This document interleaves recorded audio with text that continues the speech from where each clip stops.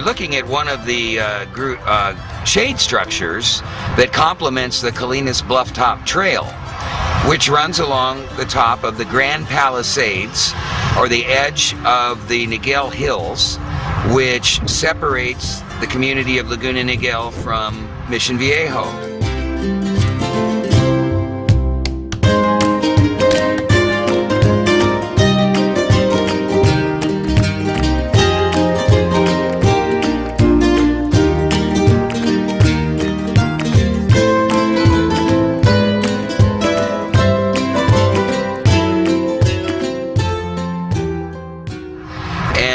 Way back in the 70s, we commenced a program of preserving the Colinas ridgeline, and it actually had its inception in the master plan of local parks and recreation for County Service Area number 3, which was Laguna Niguel, back in the days when Harbors, Beaches, and Park staff managed the planning and implementation of the local park programs for the unincorporated communities. One of the major open spaces that we have preserved in the county that is not regional parkland is the Colinas Bluffs, which thread their way down from the Irvine Valley area into San Juan Capistrano. The trail runs along the top, and there are approximately 600 acres that were preserved. And in the distance you can see the old historic Bathgate Ranch. The Bathgates are one of the great old dynasty families of San Juan Capistrano, and that is probably the last of the old original San Juan Capistrano family ranches that's left intact, and it is for sale and probably will disappear fairly soon. So we're really glad that we could show it to you. This area was also nominated as one of the candidate sites for a California State Historic Citrus Park, but the State Parks Department chose another site in Riverside County.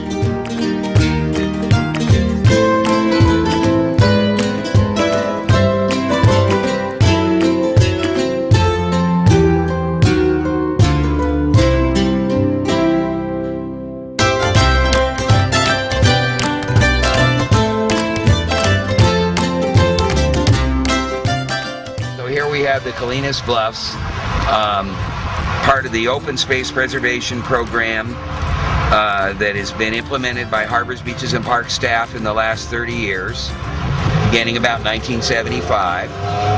And there were other large open space complexes that were required that in Anaheim Hills, 950 acres, Rancho de los Alisos in Lake Forest, 950 acres, the Ladera Open Space Conservancy, the Donna O'Neill Conservancy, the latter of two of which are in the hands of a private nonprofit conservancy with one public member. But these other open spaces, the county owned and controlled and conveyed to the cities when they incorporated. So now the city of San Juan Capistrano owns the Colinas Bluffs.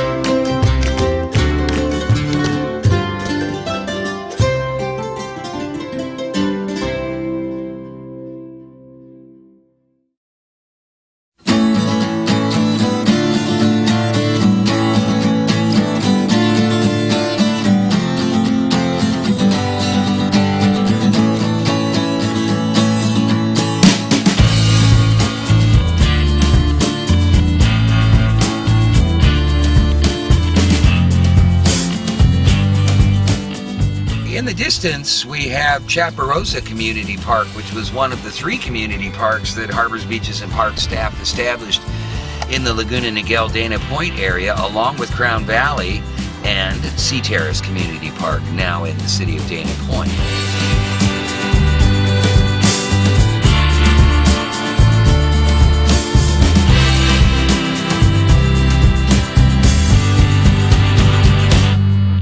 And we're looking down a large canyon here called Salt Creek Corridor. And it's on the old Moulton Ranch, and as you can see, the habitat is degraded because in the 1800s the Moultons ran a lot of sheep on this property, and it did a lot of environmental damage, and maybe someday it'll get restored. We required the developers on both sides of the canyon to dedicate the land, primarily from the Laguna Niguel Corporation and its successors and Bear Brand Ranch developers.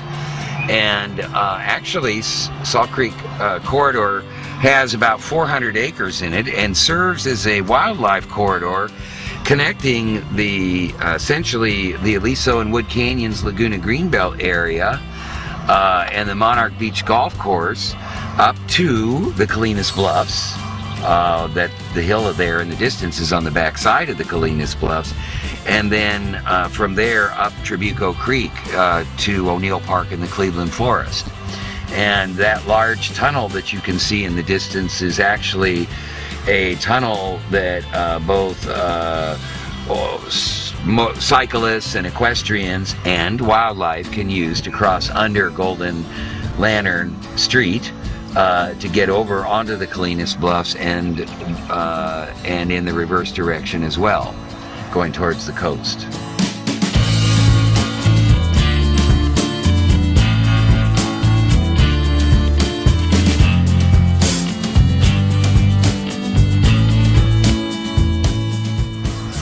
The county gave the fee title to the Salt Creek Corridor to the city of Laguna Niguel in the 1990s and retained a blanket open space easement over the entire canyon to assure that it would be preserved in open space in perpetuity. And so we have another example of a non-regional park open space on a grand scale here in the South County. And I want to comment briefly that a lot of these accomplishments would not have been possible without the conspiracy, to be really honest with you, that went on between myself and one particular board aide who was an executive assistant to Supervisor Thomas F. Riley, who was a retired Marine Corps Brigadier General who served on the Board of Supervisors for 20 years,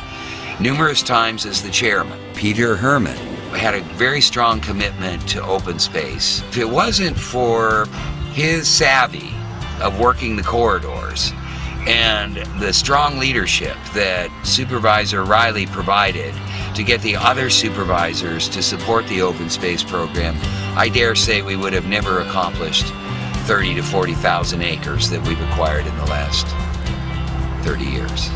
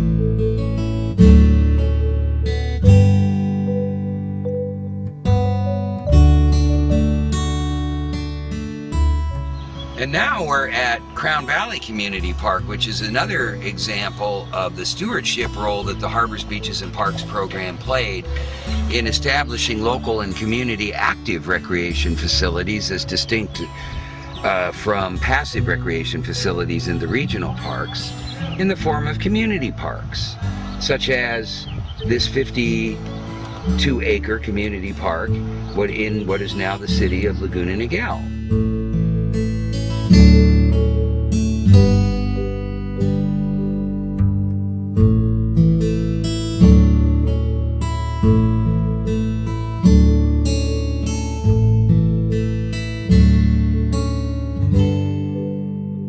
improvements were funded by funds from the local park trust funds and state and federal grants, and to some extent Harbors, Beaches, and Parks monies, and also developer contributions.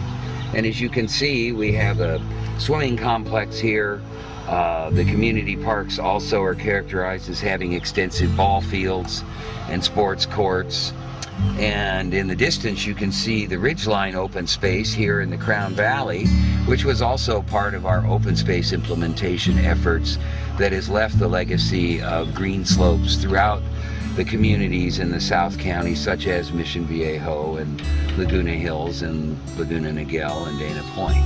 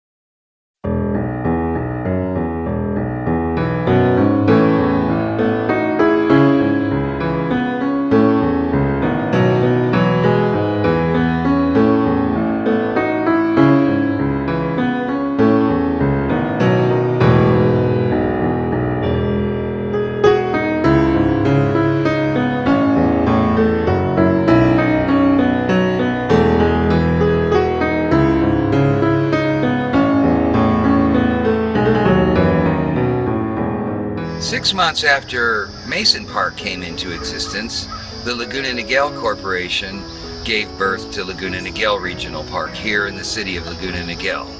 Today, in 2005, it consists of 11 parcels of land totaling 234 acres, and we thought we'd show you the group picnic structure because it embodies really what the urban regional parks are all about. The family and large group activities, picnicking being the most common, with active sports areas such as sand volleyball lots and hardball courts and baseball facilities and so forth.